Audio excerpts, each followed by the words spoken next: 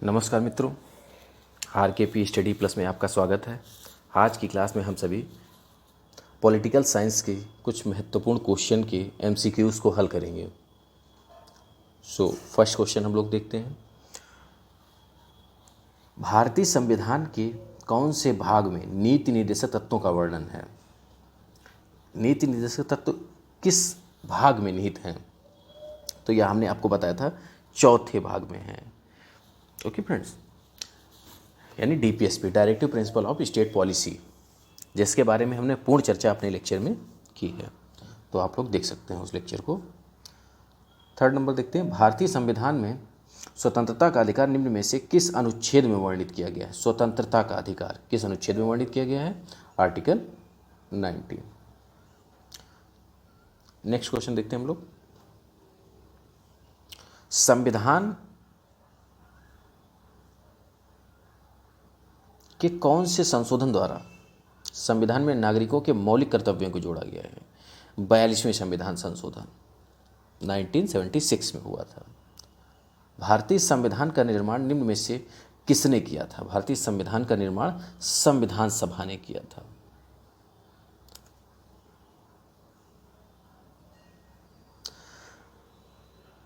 भारत का संविधान बनने में 2 वर्ष 11 माह 18 दिन लगे थे। ओके फ्रेंड्स, नेक्स्ट क्वेश्चन देखते हैं। भारतीय संविधान सभा के अध्यक्ष थे। भारतीय संविधान सभा के अध्यक्ष कौन थे? डॉक्टर राजेंद्र प्रसाद संविधान सभा के अध्यक्ष थे। और उसके बाद सन 1990 में 1909 में के एक्ट को दूसरे किस नाम से पुकारा जाता है? Morley Minto.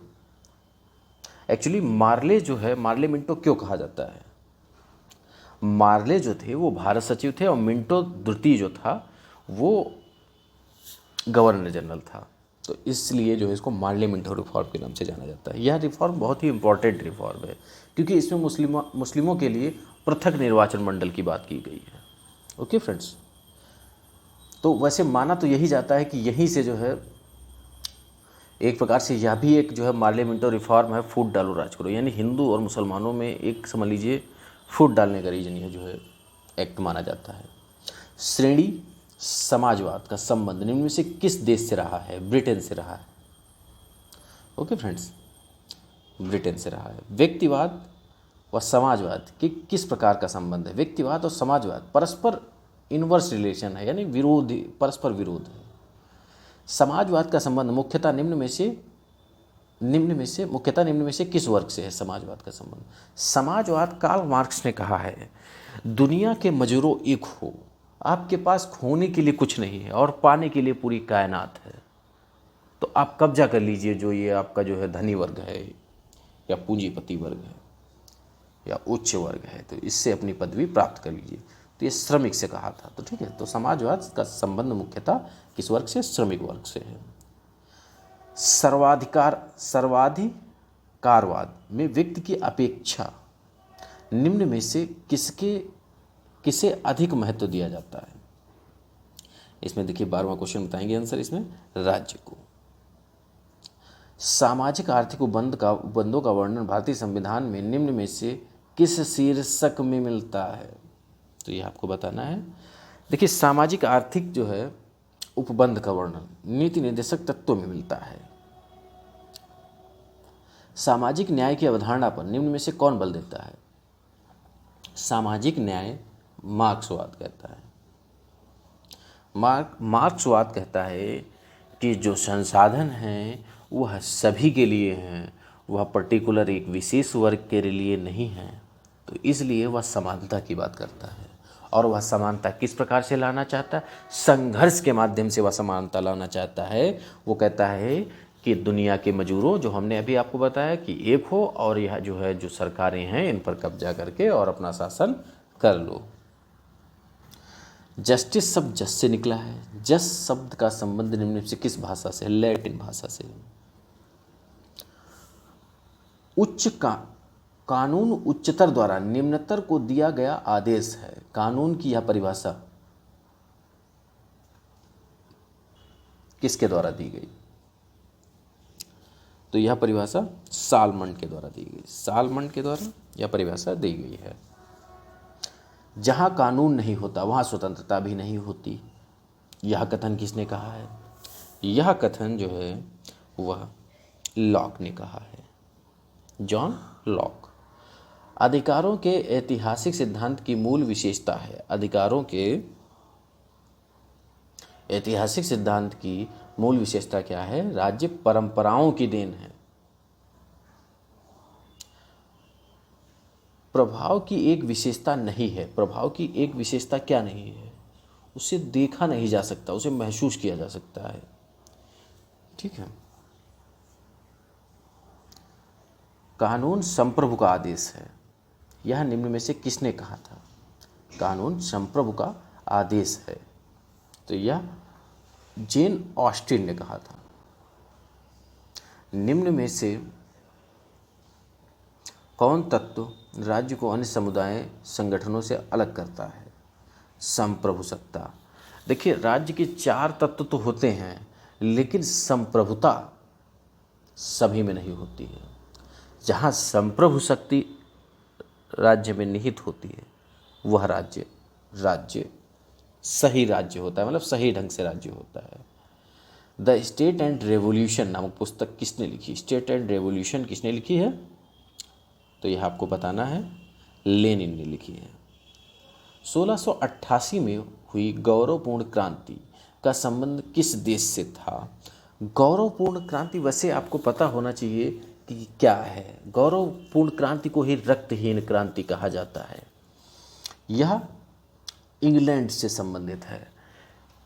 ओके फ्रेंड्स, हालांकि हमने आपको संवैधानिक जो ब्रिटिश कॉन्स्टिट्यूशनल डेवलपमेंट का एक लेक्चर हमने आपको दिया है यूट्यूब पे, तो उस लेक्चर को सर्च करना है या उसमें प्लेलिस्ट में देखना है और उसको पढ़ना है। उसमें हमने आपको सिस्टमेटिक तरीके से समझाया है कि किस प्रकार से पार्टियों का गठन हुआ, किस प्रकार से मैग्ना कार्टा का गठन हुआ, किस प्रकार से वहाँ पे संवैधानिक तंत्र जो है बनाए, किस प्रकार से अलिखित संविधान वहाँ पर जो है डेवलप हुआ और किस प्रकार से राजशाही शासन को सीमित कर संसद की शक्ति को बढ़ाया गया है। उसी में हमने चर्चा किया है कि जो गौरवपूर्ण क्रांति है वह किस प्रकार से घटित हुई, तो इसको आप लोग उसमें समझ लीजिएगा। नेक्स्ट क्वेश्चन देखते हैं 24वां। राजनीति शास्त्र का प्रारंभ और अंत राज्य के साथ ही होता है, यह कथन किसका है? गवर्नर का। राज्य की उत्पत्ति का कौन सा सिद्धांत काल्पनिक नहीं है? कौन सा सिद्धांत काल्पनिक नहीं? ऐतिहासिक सिद्धांत जो है वह काल्पनिक नहीं है। परंपरागत राजनीतिक विज्ञान का निम्न में से कौन लक्षण नहीं है? परंपरागत तथ्यों के अध्ययन पर बल। गीता रहस्य, बाल गंगाधर तिलक यानी बीजी तिलक। महात्मा गांधी भारतीय राष्ट्रीय कांग्रेस के अध्यक्ष कब बने थे? 1924 के अधिवेशन में। जिसे जीना है उसे युद्ध करना होगा, यह माओ त्से तुंग नहीं, मुसोलिनी कहेगा। मुसोलिनी कहेगा कि जिसको जीना है उसे युद्ध तो करना होगा। संविधान की किस अनुसूची में केंद्र और राज्य के मध्य शक्तियों का विभाजन स्पष्ट रूप से किया गया है? तो यह किस में किया गया है? 7वीं अनुसूची में। संघ सूची, राज सूची, समवर्ती सूची, तो यह 7वीं अनुसूची में है। निम्न में से किसे भारतीय राष्ट्रवाद का मसीहा और आधुनिक भारत का जनक माना जाता है? तो यह आपको पता होगा, राजा राम मोहन राय को। सत्ता का विलय एक विशेषता है, सत्ता का विलय किसकी विशेषता? संसदीय सरकार की है। फॉरवर्ड ब्लॉक के संस्थापक सुभाष चंद्र बोस। फॉरवर्ड ब्लॉक के संस्थापक कौन है? सुभाष चंद्र बोस। नेक्स्ट क्वेश्चन देखते हैं। महात्मा गांधी ने अपना राजनीतिक गुरु स्वीकार किया था गोपाल कृष्ण गोखले को। संविधान प्रारूप समिति के अध्यक्ष डॉक्टर B.R. अम्बेडकर ने किस अनुच्छेद को हृदय एवं आत्मा कहा है? आर्टिकल 32 को कहा है, संवैधानिक उपचारों का अधिकार। ओके फ्रेंड्स, 36 नंबर देखते हैं। सर्वोच्च न्यायालय को संविधान के किस अनुच्छेद समूह से न्यायिक पुनर्विलोकन शक्ति यानी जुडिशियल रिव्यू की शक्ति प्राप्त होती है? जुडिशियल रिव्यू हमने बताया है, उसमें हमने चर्चा भी की है आर्टिकल 13, 251, 254 से। निम्न में से किसे आधुनिक मनु कहा जाता है? बी आर अम्बेडकर को आधुनिक मनु कहा जाता है। हमारे देश में किस राज्य की कार्यपालिका शक्ति का प्रधान होता है? हमारे देश में किसी राज्य की कार्यपालिका शक्ति का प्रधान कौन होता है? तो यह आपको बताना है कि इसमें राज्यपाल, इसमें ऑप्शन सही राज्यपाल होगा। हमारे संविधान के भाग 3 में उपबंधित धर्म की स्वतंत्रता का अधिकार की अभिव्यक्ति किस प्रकार की है? तो इसमें आपको बताना है किस प्रकार की है। नकारात्मक सकारात्मक दोनों प्रकार की है। भारत में नागरिकता संबंधी विधान बनाने का प्राधिकार संसद को है। हमारे संविधान के किस अनुच्छेद में पर्यावरण का संरक्षण तथा उपबंध किस अनुच्छेद में है? 48 के काम में है। ओके फ्रेंड्स, नेक्स्ट क्वेश्चन देखते हैं हम लोग। भारतीय संविधान में सार्वजनिक वयस्क मताधिकार की व्यवस्था किस अनुच्छेद में की गई है? अनुच्छेद 226 में की गई है। उसे 324 में निर्वाचन आयोग है और उसके बाद जो है 326 में मतलब वयस्क सार्वजनिक वयस्क मताधिकार मतलब सभी को वोट देने का अधिकार है। मतलब जो वयस्क हैं, वयस्क यानी अडल्ट हैं, 18 साल के हैं। प्रत्यक्ष लोकतंत्र में यह व्यवस्था रहती है कि यदि जनता के निर्वाचित प्रतिनिधियों या अधिकारियों का व्यवहार असंतोषजनक ना हो, मतलब संतोषजनक ना हो तो जनता उन्हें पद से हटाकर उसकी जगह नए प्रतिनिधि चुन सकती है। इस पद्धति को क्या कहते हैं? प्रत्याहान। किस संविदावादी विचार ने प्राकृतिक अवस्था का चित्रण शांति, सद्भावना, पारस्परिक सहायता और सुरक्षा की अवस्था के रूप में किया है? जॉन लॉक ने किया है। मैं ही राज्य हूं, तो यह लुई 14वां का कोटेशन है। 46 नंबर देखते हैं। राजनीति के बिना इतिहास निष्फल है, इतिहास के बिना राजनीति निर्मूल है। इस कथन में से किसका है? यह कथन किसका है बताना है आपको। यह कथन सीले का है। मनुस्मृति के अनुसार राज्य कितने अंग हैं? 7। अंतर्राष्ट्रीय न्यायालय का मुख्यालय कहाँ पर स्थित है? अंतर्राष्ट्रीय न्यायालय का मुख्यालय द हेग में अवस्थित है। The Hague. संयुक्त राष्ट्र संघ के किस सदस्य को निषेधाधिकार प्राप्त नहीं है? तो इसमें जर्मनी को प्राप्त नहीं है। यानी 5, देखिए इसमें 5 वीटो शक्ति जो है 5 देशों को प्राप्त है, ये ध्यान रखना है।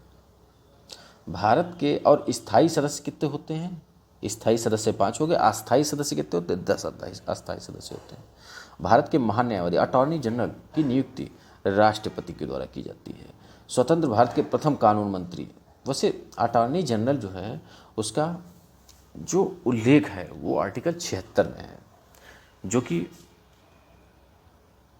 अभी हमने पढ़ाया नहीं है, तो इसको हम पढ़ाएंगे, जिसमें हम आपको समूल मतलब पूरे उसकी पूरी व्याख्या करेंगे सिस्टमेटिक तरीके से। स्वतंत्र भारत के प्रथम कानून मंत्री कौन थे? तो स्वतंत्र भारत के प्रथम कानून मंत्री डॉक्टर BR अम्बेडकर। द्विराष्ट्र सिद्धांत में कौन सा दल विश्वास करता है? द्विराष्ट्र सिद्धांत। द्विराष्ट्र सिद्धांत जो है हुआ कि इसमें से कौन? मुस्लिम लीग। स्वतंत्रता मेरा जन्मसिद्ध अधिकार है, तो बाल गंगाधर तिलक कहेंगे। समाजवाद शब्द का प्रथम बार उपयोग करने वाले रॉबर्ट ओवन। संयुक्त राष्ट्र संघ की सुरक्षा परिषद में कितने सदस्य अस्थायी हैं? 10 सदस्य अस्थायी हैं। भारत में केंद्रीय मंत्रिपरिषद किसके प्रति उत्तरदायी होती है? केंद्रीय मंत्रिपरिषद किसके प्रति उत्तरदायी होती है? लोकसभा के। राज्यपाल की नियुक्ति किसके द्वारा की जाती है? राज्यपाल की नियुक्ति राष्ट्रपति के द्वारा की जाती है। नेक्स्ट क्वेश्चन देखते हैं।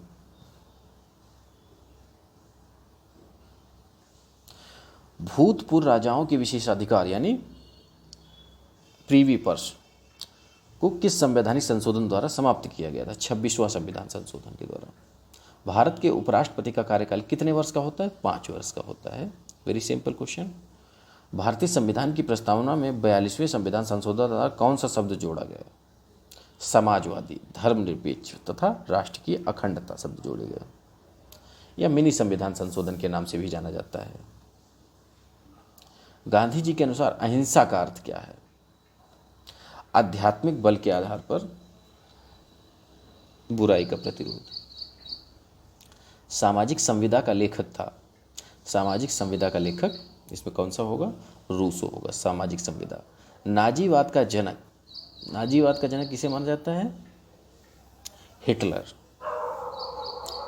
तो ओके फ्रेंड्स, आज की क्लास में हम लोग यहीं पर क्लास को समाप्त करते हैं और नेक्स्ट क्लास में हम लोग जल्दी ही मिलते हैं। जय हिंद दोस्तों, बाय बाय।